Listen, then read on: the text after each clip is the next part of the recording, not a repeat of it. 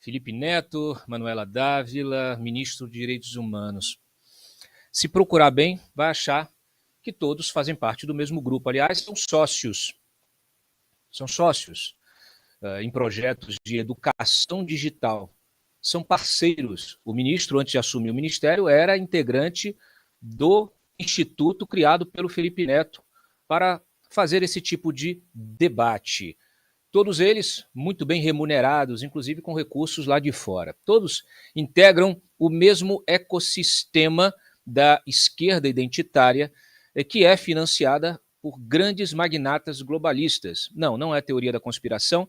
Quem quiser ter os detalhes disso, vai lá no meu Twitter, @CláudioEDantas, que eu tenho publicado artigos com dados, com fatos, com números, inclusive números fornecidos pelos próprios institutos.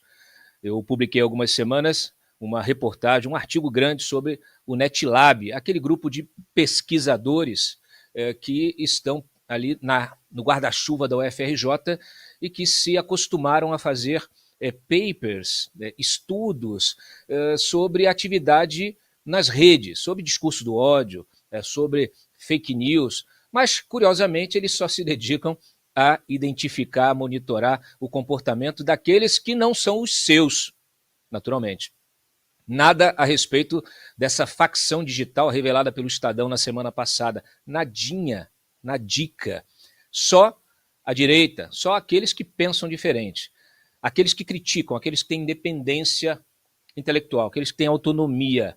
Porque num governo hegemônico, numa ditadura, num governo, num regime autocrático, você não pode pensar por si mesmo. Você tem de pensar aquilo que todos pensam, o coletivo, o governo. Ele que vai te dizer o que você deve pensar, o que você deve dizer. Como o ministro Paulo Teixeira, na coletiva sobre o Arrozgate, ao ser questionado por uma repórter, qual seria a empresa que teria fragilidades, como eles mesmos disseram durante a coletiva, ele, o ministro Carlos Fávaro, e o Paulo Teixeira respondeu à jornalista: não interessa, como se ele fosse o dono da verdade. Não, o dono da pauta.